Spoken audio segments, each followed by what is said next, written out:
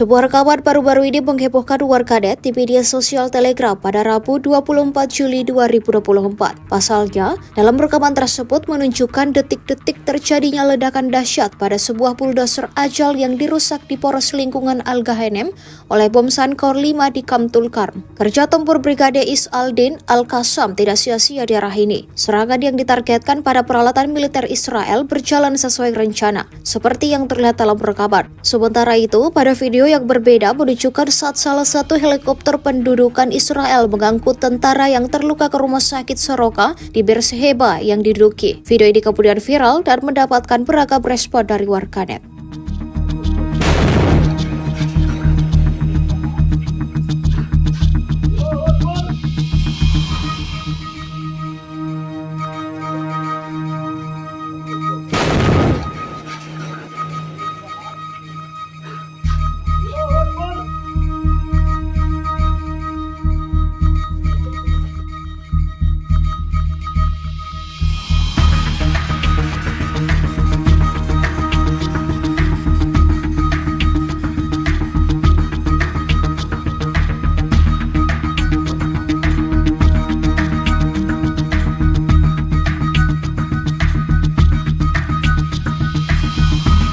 Download Tribun X sekarang, menghadirkan lokal menjadi Indonesia.